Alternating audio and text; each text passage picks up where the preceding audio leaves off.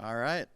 Welcome, everybody. We're doing the Oktermberfest IT Trends, and I can't believe it's fourth quarter already, which is interesting. I hope all of you guys have had a great year.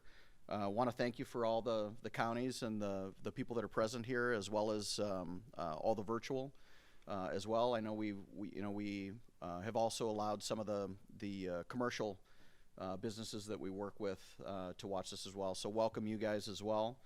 What can I say? 2021 in review. I mean, you've got cyber criminals asking for ransom at a lot of businesses. You've got insurance companies then turning around and saying they want proof of security or they're going to raise your rates. And on top of that, you got capital equipment problems and severe delays across the industry. I mean, I've heard people mention dumpster fire in the same sentence as this year. So hopefully it's been better for most. It's been great for us. I mean, we're doing very well. And the reason we put this together is we want to talk about, obviously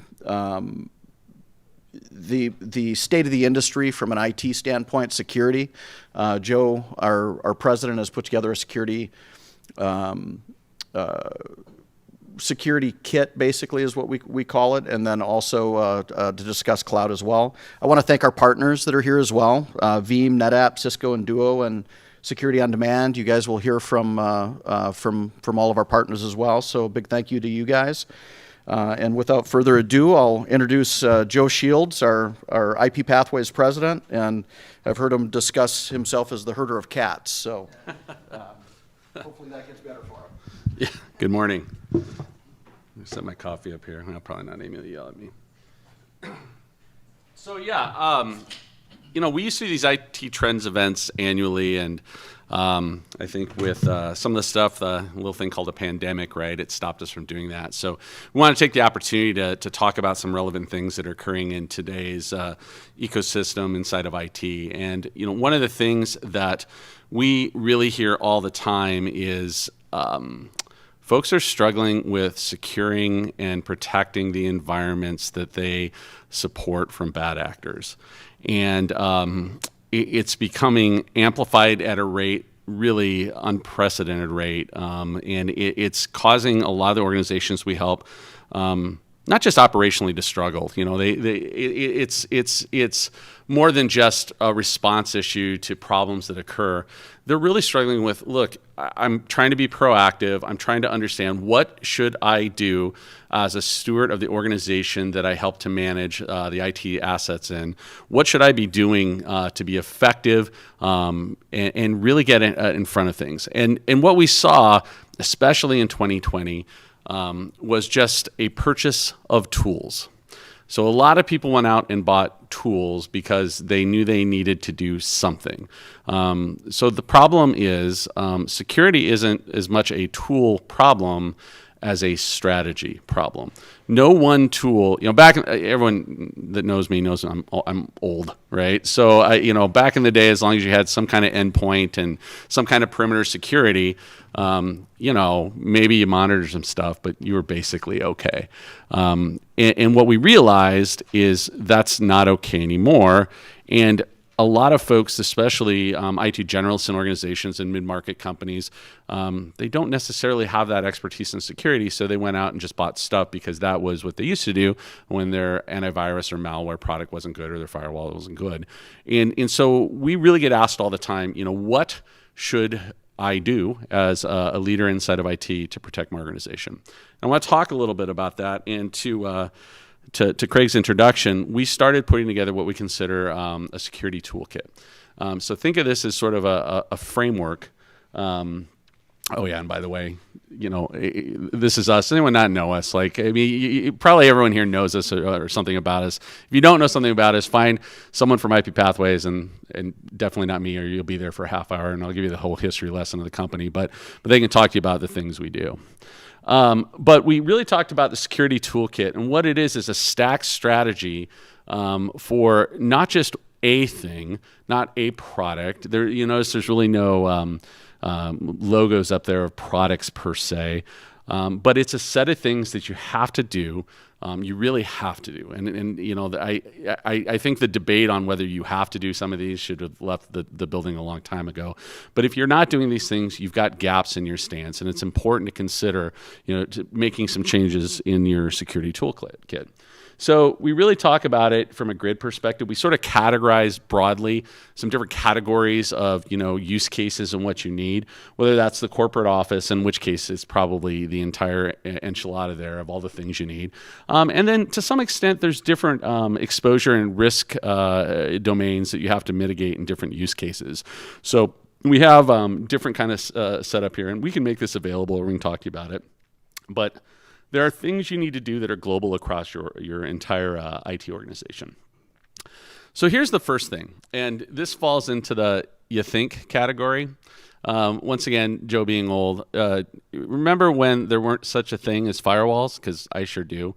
In fact, we used to put just access policies on Cisco routers, even before Cisco routers, right? And we would just call that close, right? Where you're just, you know, translating layers of IP4 or V4 addresses and then sort of blocking ports. In fact, I'm old enough to know that, you know, most of the major universities and stuff, they were just wide open. Their IT assets are completely wide open and routable via IPv4 public domain addresses.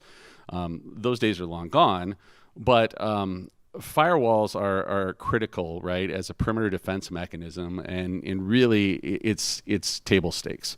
I think we all know that. That's a, you know, pretty Captain Obvious kind of statement. But what isn't obvious, and what happens, and we're seeing it escalate at a rapid pace, quite frankly, is there is a massive, you know, talent shortage going on right now, and that's across the board. We see that in everything, right? The Great Resignation or whatever you call it. But inside IT, it is immensely problematic. And so the tough part is, if you're in an organization, there's shortage of talent in the vendors you use and the products you buy, and probably in your organization. And the tough part about that is firewalls are no longer a set it and forget it strategy.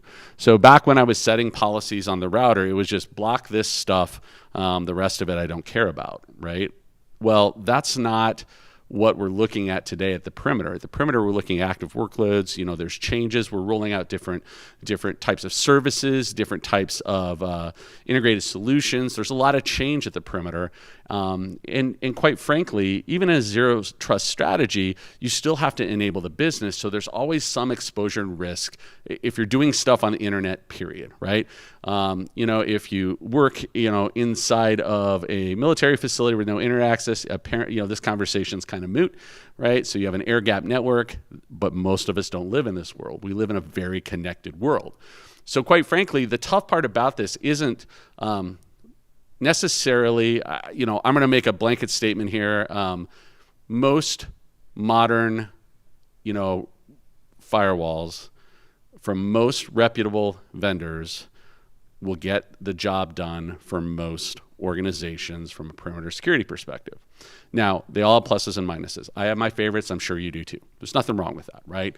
There's features that may be better for some organizations. There may be reasons you do things. That's great. Awesome, right? Some have integrated solutions. Doesn't really matter. What matters, and what is a higher risk, quite frankly, is configuration management, making sure, I mean, we see to this day firewalls that have massive vulnerabilities, you know, that just never get patched. We have tons of customers. We had a customer on in a network system in Nebraska, 42 devices that they managed. All of them got owned. Why? A 18-month-old vulnerability that allowed execution set to occur on some Cisco ASA firewalls. So the tough part is, was there anything wrong with the firewall? Because immediately what the CEO of the organization said, oh, well, we just need to fire Cisco. We need to get rid of all this hardware. This hardware was the problem. The vendor, the partner, everything was the problem. And we had to give them the tough answer, which was, it's nothing wrong with the hardware. The problem is that you weren't managing it effectively. Oh, well, we can't get people to do it. We don't have a strategy. Well, your problem is that. And so talent shortage is actually becoming the risk domain associated with perimeter security at a faster rate than ever before. It's if you're trying to think about how to improve the posture and stance of your organization, right? First step is make sure you have a process and some kind of framework to make sure your perimeter security is up to date, patched, and reviewed. That's a huge step that needs to occur. We still see, if those of you who know Sean Lair, VP of Engineering, we have breakfast once a week. He probably once a month brings me a story where there's some kind of policy that's like all on some, network segment that's internet exposed in a customer. And it happens shockingly so frequently that it's a problem. So quite frankly, unless you're absolutely sure of the policy, you need to figure out a strategy. That strategy can be internal strategy where you have specific, operational controls in place and things like that to do that. The other way is, we really think a lot of people inside the mid-sized organizations are going to start moving to either managed services around firewalls so that you have someone that is doing the repeatable processes for you, or quite frankly, a firewall as a service product where you're sort of just removing the product decisioning, you're removing everything, and you're just consuming security and perimeter security as a service. If you don't have someone, quite frankly, in your organization whose title has security in it, you probably need to consider one of those two options. So next to the kind of layer, by the way, so those firewalls are your, that's your moat, right? You got to have the moat. It takes care of a lot of stuff, but there's still, things can swim, things can, be fired over the walls. There's all sorts of things that can happen. So one of the other things that we talk about is the reality that you can be awesome at everything you do from a security stance and perspective, and it won't matter. It simply is not going to matter. Anytime we talk about security, let me tell you, anyone who talks about anything other than risk reduction is flat out lying to you. Because security is not about stopping, there's no absolute in security. There's no stopping forever. There's no building of an impenetrable vault that can't be breached by anybody. Once again, if you're exposing services to the world, the nature of it is it can be attacked. And so the hard part about it is I talk to a lot of security partners all the time, and security people, gosh, if you just do this, you can guarantee your customers to be safe. You do this, guarantee. I'm not going to write that guarantee. What I'm going to tell you is there's a lot of products that will help you, but the end protection, the absolute protection is what does all the compute in the world, all the network in the world, all the stuff in the world matter if you don't have data? Fundamentally, as IT professionals, we are about maintaining, presenting, and manipulating data to be presented as information that's consumed or utilized by businesses and customers and end users, right? I mean, that's really what it is. So at the end of the day, the data is the most important thing. So great. So why do you have a firewall? So that you don't have to deal with protecting the data on the inside. I mean, who wants to restore their entire environment on a daily basis, right? So there's a lot of portions, though, to data security that you really have to have and really consider. How do you protect that data with the assumption that you will get attacked and you will be vulnerable and it will happen? Because that is how you should wake up every day. Today is the day that my environment could get breached. In fact, you really should wake up and think, today is the day I find out that my environment was breached 2 weeks ago. That's really what you should be thinking, right? So fundamentally, what does that mean? So data protection has a wide scope. So a lot of people say, well, I back stuff up. Well, cool. That's just one part of protecting data. Well, but I bought this new product, this immutable thing. Okay, cool. That's one part of a strategy, okay? Really what the strategy is, it's got to involve endpoint protection. So remember we talked about antivirus and anti-malware, this kind of EDR, XDR stuff all the vendors talk about. It's protecting endpoint data where the compute is happening, the instruction sets are occurring that are close to the data that you're trying to protect. So you got to do that. That's sort of a table stakes to just have an environment. The next thing, right? You've got to have some sort of backup strategy, a point-in-time backup strategy with the lowest RPO attainable for the organization. So RPO, recovery point objective. In other words, how many times can I take a snapshot of the data in a known good state so that then I can go back to it and recover it, so that if something bad happens, bad actor gets in there, that I could return to that known good state as quickly as possible. Very important. Honestly, backup is not good enough. So we have had dozens and dozens of customers that have fallen victim to ransomware that have taken control of the backup system and then gone through deleted backups from an operational constraint, or found the repository and then encrypted the file system that it sat on in a backup to disk scenario. It happens all the time. So a backup isn't just going to get the job done if the backup itself is attacked. How about cloud? Guess what? If you're replicating directory services and there's a credential that's compromised, your cloud assets are just as vulnerable as your local assets, if not more vulnerable. Microsoft doesn't back up Azure for you. They don't protect it. They don't care. It's part of your job to build a strategy with the tool sets they provide. So you've got to have strategies that really include backup and, honestly, data replication. Recovery time objective. So we've got I have these conversations all the time. Well, we back up 4 times a day with our cool little backup strategy, and we replicate it out to this cloud service.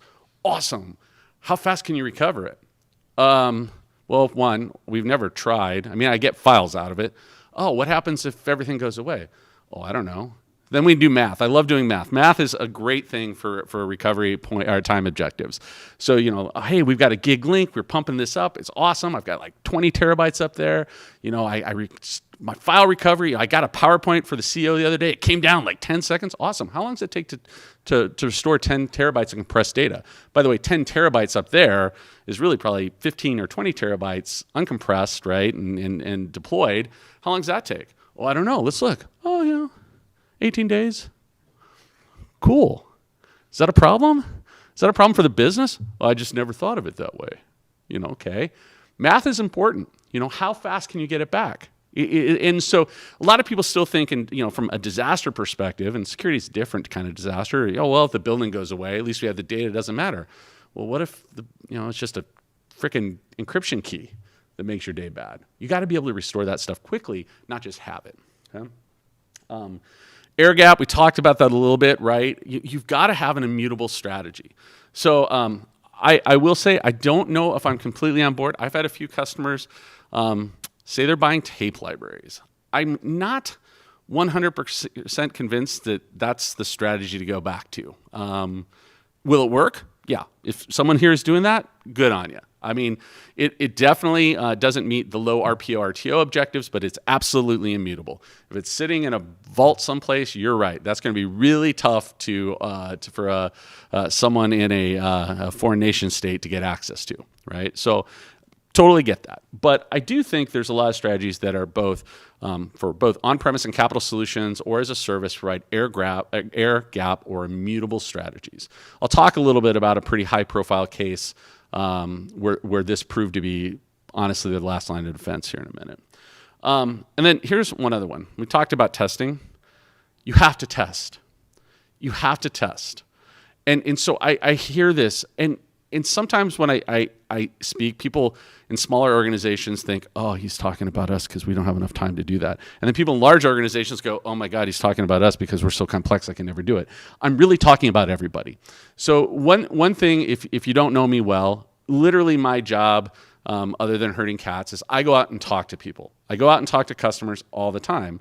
And apparently I look like a pretty honest and trustworthy guy because I get all the dirty secrets, right? So they tell me all the problems inside their organization. I'm like an IT therapist, right? So the good part about that is we get to help a lot of people, and it's really fantastic. It's probably my favorite thing to do, help solve problems. It's why I did this. IT problem solving them is great, helping customers great. But what I get is a really good top-down view of what people are doing, and I would say that there is probably in our customer base, and I would argue in the market we serve, I'm not going to make some grandiose deal across, we have 100 and some partners, channel partners. They say the same thing. I'd say less than 10% of organizations do an annual full disaster recovery test that actually proves in an attestable state that they could recover in the case of a full disaster. And nobody here has to go, oh God, Joe, this isn't pointing things out, but it's true. And the hardest thing is if you can't do that. Now, the worst thing is there are people that actually write their name and attest that they do that. I don't know why. I do know why, but the hardest thing is if you don't test it, you don't know what's going to happen, and it's tough, right? So once again, having a disaster recovery plan, super, super, super important, and it has to be testable. You have to have something that you can execute on. And from a data perspective, you've got to make sure you've got copies of your data, and not just copies that are out there for nothing, but you've got to have 3 copies. So if I'm building Joe's new company tomorrow, okay, and I'm not selling IT services, but I'm selling IT to promote whatever business I'm going to do, right? Joe's Bicycle Shop, okay? I'm going to have production data in one location. I'm going to have production data in a second location. That data may or may not be highly available between the 2 sites, but definitely it's going to have very low RTOs and RPOs. And then I'm going to have a tertiary, and by the way, in that production data, I would probably have snapshots in time in the production data sets. And then I would have a third copy, right, that is both immutable and offsite. Now, those could be 2 copies in data centers. They could be different things. There's different ways to swizzle that, but that's Joe's perfect scenario. Now, there's variations on that. Well, maybe we can't have 2 sets of production data. Cool. You should still replicate it. Replicate as a service, replicate in a second location, and then have immutable backup. Sometimes you can't even do that. Okay, cool. That's fine. Then take backup, then take and make sure you have a immutable copy and replicate it. There has to, and you're all really affecting RPOs and RPTOs there. Different businesses, different organizations have different requirements. I completely understand that, but you have to make sure you've got 3 copies of the data. And one of them has got to be immutable or you're vulnerable. And we think about ransomware, quite frankly, you're vulnerable for a whole host of things. And quite frankly, there's also control groups in here and in spheres of domains of risk you have to consider. One of the biggest risk points is single administrators. What happens if your data administrator just decides to go off the deep end and deletes everything? Okay, great. Then what? How do you prevent against, a disgruntled employee? That's probably the toughest one. Now, we're not going to talk about, especially in mid-markets, right? I mean, this is on the internet, so I should be careful. But I work for a very large financial organization where I had domain administrative access across the enterprise, including very, very sensitive banking information, my entire tenure there.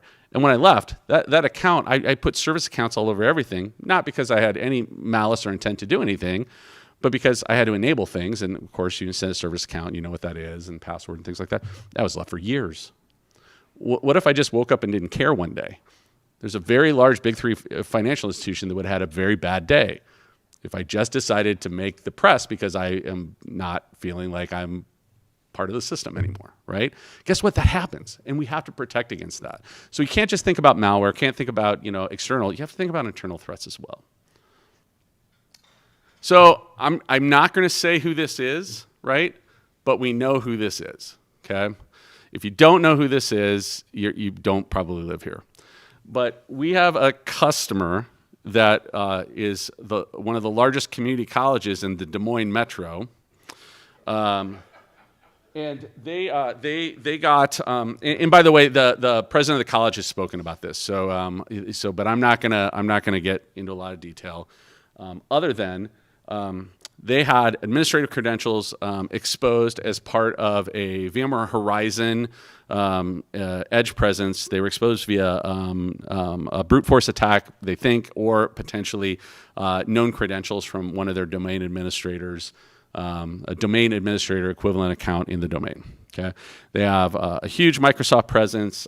They were using ADFSR to replicate. So basically, they got the keys to the kingdom. Okay, caused about a 2-week outage. They owned everything. They owned their Azure presence. They owned their 365 presence, all their data, workstations, their core storage, everything. Okay. Really bad day for a really bunch of nice people. They did not have a tested disaster recovery plan. They didn't have compute assets out of their primary data facility. They were fortunate enough to have air gap and replicated storage for their production environment with a reputable managed services company. That was us. And so the hard part for them, and I've told this story a couple times, we could have started recovery 15 minutes after it happened, after they stopped the attack. They could have been up in 4 hours probably, but let's go with 24 hours. Okay, we're pessimistically, with the exception of some of their Azure assets, they could have been up servicing students inside of 24 hours. Okay, the problem was, as part of their cyber insurance policy, they had to notify law enforcement. And one of the tough things is there was the consideration that there could be some non-foreign entities involved, and the FBI got involved. So now you have an active crime scene. So guess what? You can't touch this, guys. You're done. But we can restore on our active crime scene. Okay, that's a problem. So they had to work with the FBI. They have to work with cyber insurance, and it takes time to get through this process, right? They got to do forensics. They have to figure it out.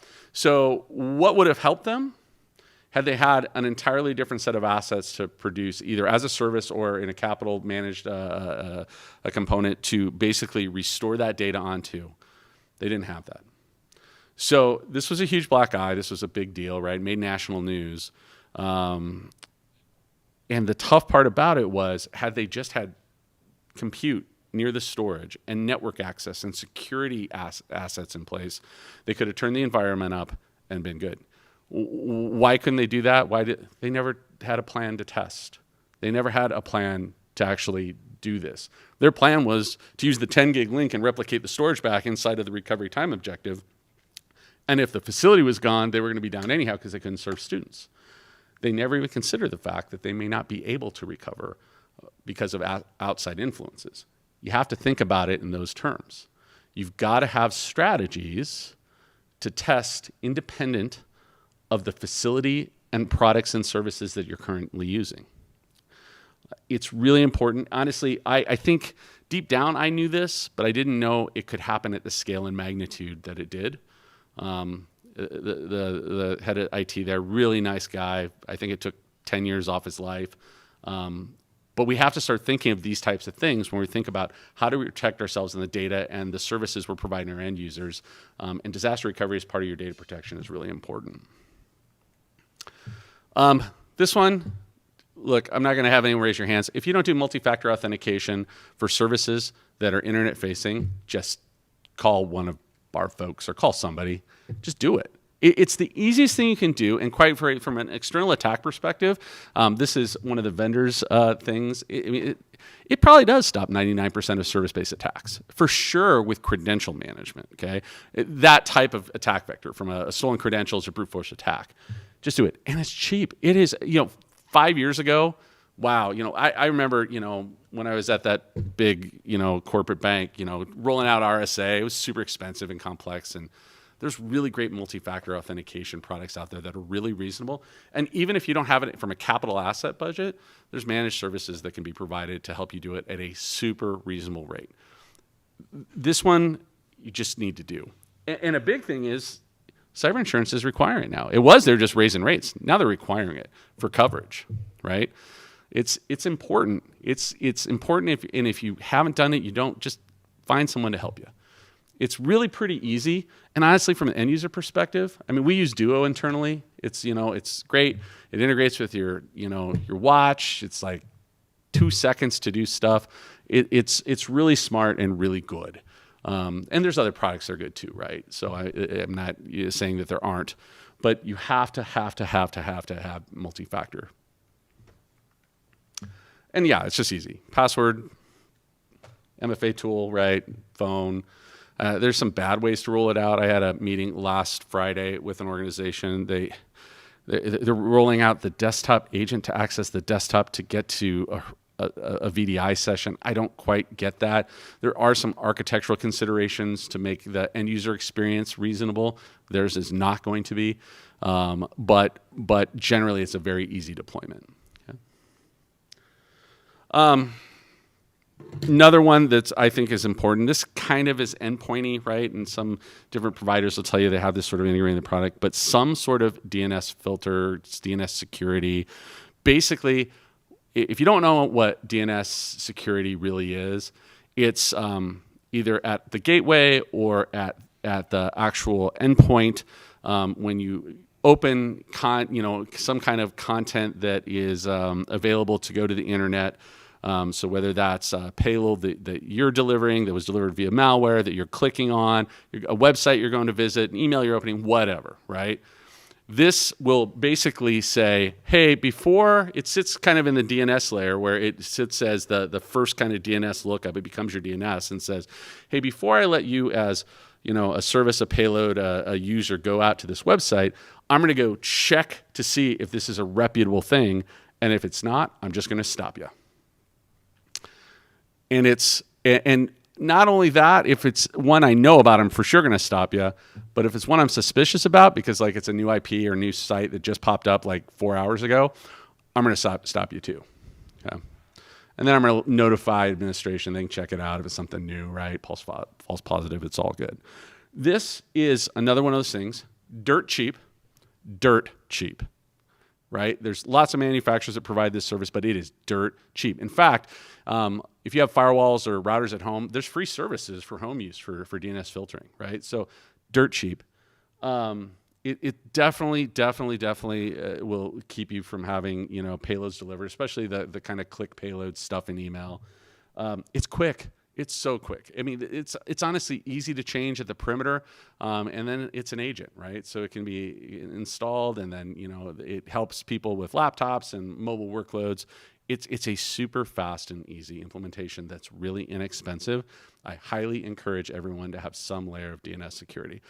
There are definitely highly expensive and kind of lower products. Do something. This is another one that you need to do something with.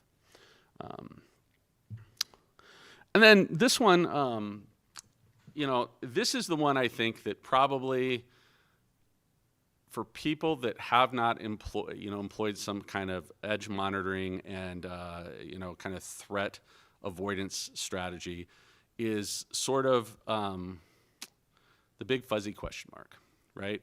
We talk to people all the time that have no threat monitoring and management strategy. They have no, SIM strategy to monitor. They're not using either an internal SOC or a managed security provider to provide SOC services because two things. One, the cost associated with this, especially say 5 years ago, was significant. I mean, I remember when we first started partnering with security providers 5 years ago, you're talking even for a mid-sized organization, $15,000, $20,000, $25,000 a month for some of these baseline services. So one, I'm here to deliver the message. The industry has a lot of competition and is price corrected. So to enter the market, even for high value services, it's a much lower, kind of per device, per, measurement unit cost than it has been in the past. So thing one. Thing two, remember when I started this conversation, how everyone bought tools and, all these things we're doing. And, one of the things they're doing, they're all collecting all this data, right? Who has time to manually go look at every event log in every server? Even if you have log aggregation, go look through all the events that are critical events that are managed, all the events at the perimeter security, every malware and antivirus and DNS filter and all the things we talk about, they all produce data. It is a nearly insurmountable task to do that manually, especially in shops that are already taxed because of lack of talent and lack of resources in their organizations. So I would argue that having some kind of solution, a SIM, and either an internally deployed SOC or a managed service is, especially in what I would consider mid-sized organizations below, it's honestly, you should be doing it managed. It's absolutely imperative. And some of the things you need to really consider, do you have SOC capability internally? Look, once again, if your job does not say security in the title, you are not a security person that's sitting there doing this stuff all day. It does not check a checkbox. Don't check checkboxes, right? Don't align a tool to a checkbox. You have to have people that are maintaining security posture and reviewing this data and products and solutions to support that. Because data without some level of analytics and response and threat management is just useless. So I would argue that if you haven't deployed a full active monitoring on at least these devices, right? Your firewall, your endpoint, quite frankly, anything that's internet facing, any sort of aggregate endpoint management, you need to do that immediately, because you will have no visibility into the events that occur until it's too late. That college didn't have any of that. That was the thing. They saw it after they noticed it, and they noticed it because of, like, most people notice ransomware attacks right now. Help desk gets it. Why does help desk get it? Because people can't get to a file. That's exactly how they saw it, right? It had been there for weeks. You have to have some kind of threat analysis and aggregation to really have visibility in what's going on in your environment, and it's really important. Okay. So here's some other things, right? And I'm not going to talk about these. Look, everyone, not everyone has some sort of regulatory body that drives framework and decisions, right? Some security regulatory body that requires you to do specific things. Awesome. Still pick a framework. Whether that's NIST, if you're healthcare, if it's HIPAA or high tech, right? If it's, if you're dealing with law enforcement, it's CGIS, right? SOC compliance, and PCI if you're financial. Heck, honestly, once again, showing my age, COBIT. COBIT is the basis of controls that, like all these other frameworks, if you're an old school person like me, right? They're kind of all built on COBIT. Have a reference framework that defines how you're going to document and provide security for your organization. Do something. Have something, right? Cyber insurance, yeah, you got to have cyber insurance. I mean, this is more, if you don't have cyber insurance, if you're like, maybe we can self-insure and not have no amount of risk is worth self-insuring. I've had this conversation with some business owners recently, and I just, one person simply did not want to roll out some of the things that are required to reduce the rate for cyber insurance. And he said, look, I'm just not going to do it. I'm just going to accept the risk. I smiled and said, cool. I wish you the best of luck, but we're probably not going to be involved with your organization. Like, there's just so much bad stuff that can happen, right? And this is one, I think, I debated on making this one sort of a mandatory thing. But, policy and integration of mobile devices based on security policy kind of dictates that I'm not going to tell you have to have this, right? But if you have a lot of active content in mobile devices, especially if they're company-owned assets, right? Organization-owned assets, you really need to have a mobile device management strategy for your organization. I think that's really important, right? And I think the more you use that as part of, if all you're getting email, there's some pretty easy ways to protect email content, right? But if you're using, your organization uses mobile devices, especially in a BYOD fashion, you need to probably consider mobile device management if it's part of kind of workflow inside your organization. Okay. This is the number one thing, right? Okay. I wake up and think about this. Sometimes people in executive levels, they think about this, but what they're really thinking is, I don't want my business to fail. I don't want my organization to fail. I don't want to get the black eye. As an IT organization, you don't want that either, but quite frankly, you don't want to be in the headlines, okay? I've spoken to many IT professionals who have had their organizations in either local or regional news or unfortunately national news in the last 2 years. These are events that are extremely stressful, even if they're not the principals, that it is horrible, okay? You do not want this. In some cases, it has been a career-limiting move for the IT professionals, because the really tough part about it is the CEO or the president is not going to fire themselves when this happens and the boar wants blood, okay? It's somebody else, and if it's your responsibility, you're that somebody else. And that isn't meant to be some kind of fear-mongering reaction. That's just the way it is, It's if we have a severe cybersecurity event, inside of IP Pathways, I'm not firing myself, right? Somebody else is going to be held responsible. I'm just telling you that's the way it is. Sean Lair, I hope you're not listening. So no, but but it's something you have to do. So look, there are minor security events that happen all the time. If you implement a toolkit that has a layered strategy, you're being, very proactive, you're doing other things, sure. Could a single device get compromised? Yeah. Guess what? That doesn't make the press, right? Do you have something that got in, but no data was lost, right? And you isolated it, contained it, and yeah, it was an event and it was a stressful day. Does that make the news? Nope. Can you post-mortem say this is how we put controls in place to mitigate that risk? And hey, guess what? You're getting high fives. As I started the conversation, security is not an absolute. Mitigate and control the risk domain. And that's what's really important. Or just remember, keep your organization out of the headlines. It's really important. Okay. So we're going to switch topics entirely, and Amy's going to tell me how long I have. Got a few. I'm over. Of course I'm over. So I guess I have to go really fast. All right, we did start late. So I'm going to try to make up some time. So one of the things, I'm going to shift gears right a little bit. So we're talking about IT trends and things like that. Security's huge. Cloud's huge. And so if some of you don't know, we started this crazy thing back in 2014 where we decided to go out and build our own cloud platform. Why would you do something like that, Joe? Why wouldn't you partner with Amazon or Microsoft or whoever, right? And we partner with Microsoft. It's fine. But I want to talk a little bit about what we've been doing and why, okay? So we have a fully multi-tenant, cloud. It's public cloud. In fact, we have over 100 partners throughout the nation, managed service providers that use our cloud as opposed to the public cloud providers. Okay, and there's a lot of reasons why. But we have this really cool solution. It's fully multi-tenant, N-tier multi-tenant. It's self-provisioning. It's got all the cool things, all the things you would ever want right there. We have data centers in Nebraska and Des Moines. We're probably going to do some other ones sometime. And they're all connected, especially in the Midwest. We are connected to all the things. I mean, we are, we have points of presence all over. So we're low latency to all of our customers in the Midwest. It's great stuff.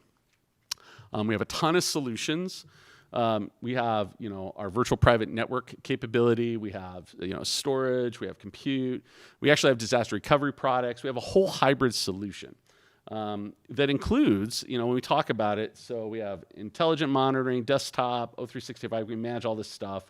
But one of the really cool things that we do is we have a portfolio of hybrid solutions. So I wanted to touch on this. I'm going to kind of shorten this down a little because I'm over.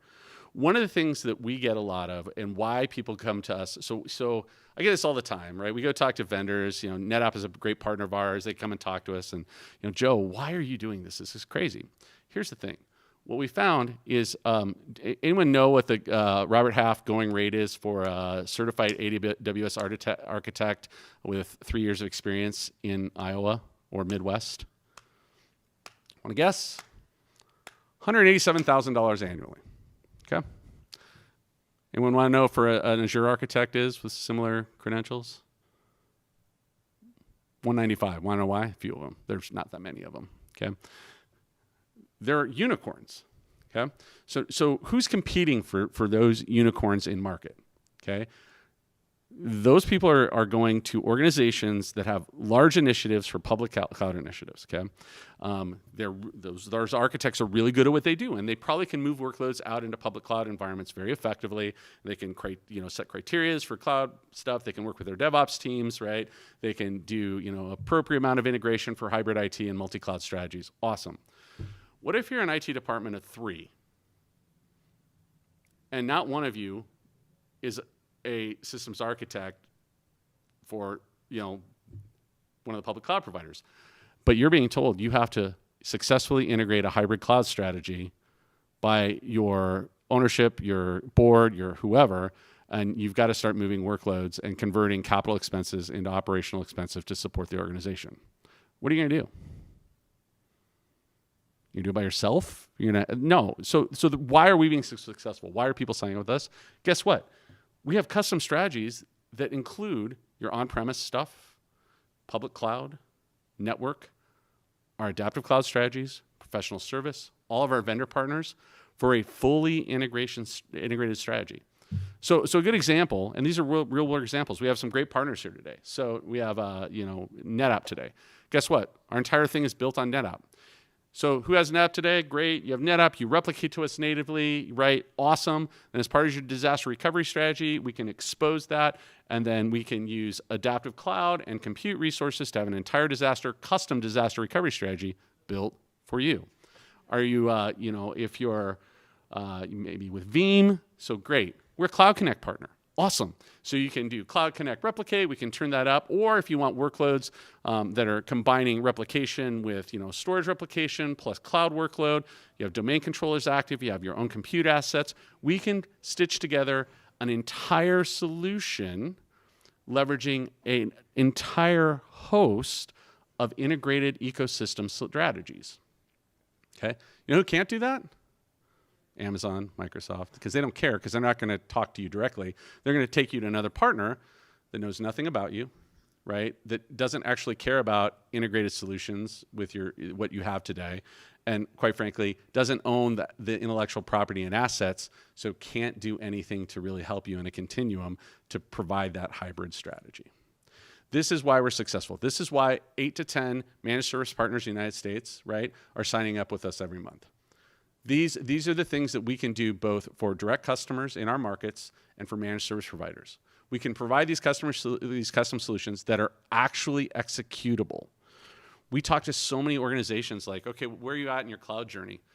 Well, this is year 3. We're about 20% complete. We've got, okay, that's cool for, Inc. 5000 or Fortune 5000 companies, right? Then we talk to other people that are literally, they say, well, we've got a couple servers that we host with somebody because that's how they provide it. We've got some software as a service, but we don't have an integrated strategy because we just don't have the time, money, or resources. Those are the people that we help the most. We help them figure out a long-term strategy to integrate what they have into one cohesive managed capability. Okay. And so that's why we do what we do. This is why we're not doing a lot with Microsoft, and we are a CSP partner. We don't do a lot with Amazon because in the midsize and smaller organizations that we serve, right? And what does midsize mean? I think Peter at SOD will tell you, he's in San Diego. Midsize to him is something different, I think, to us. But if you have an IT staff of less than the size of IP Pathways, you probably should be talking to us about some of these services. And we can integrate those solutions in ways that are meaningful to your organization. That's why we did what we did and continue to do what we do. So we got cloud, security, monitoring, managed services, backup DR. And by the way, we're not just cloud, right? We have a great Firewall as a service product, really cool. It's like equal parts open source on our own IP. We use it, started out as a cloud firewall. We have hundreds of these we manage for customers in our cloud. They're all terminating WAN circuits and leveraging cloud workloads instead of adaptive cloud and doing backup and disaster recovery. Awesome. We also have physical hardware appliances. So now, for both customers and partners, we're shipping out hardware appliances that then have native configuration management that we do for them, but they work with their cloud presence seamlessly. It's really slick stuff. And we got more really cool stuff we're working on too. We're going to be doing some really neat stuff and actually some free stuff we're going to roll out to people next year in 2022 that's going to probably change the game how you think about how you integrate with solutions. No one else is doing it, by the way. But the best part is, as much as our vendor partners are forced to embrace the public cloud providers, whatever that means, I don't know.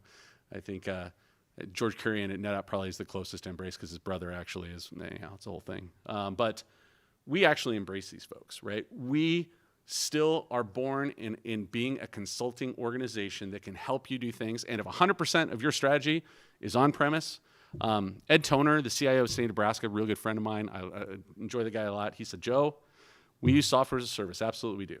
It's important to our strategy. But we, the State of Nebraska, are the State of Nebraska's cloud. That's what we are. That is what we do. Okay? Now, they still replicate some stuff to us. But they are their cloud provider. Cool. You know what we did? We helped them turn up a multi-tenancy strategy around VDI, around storage, around capability to be the cloud provider.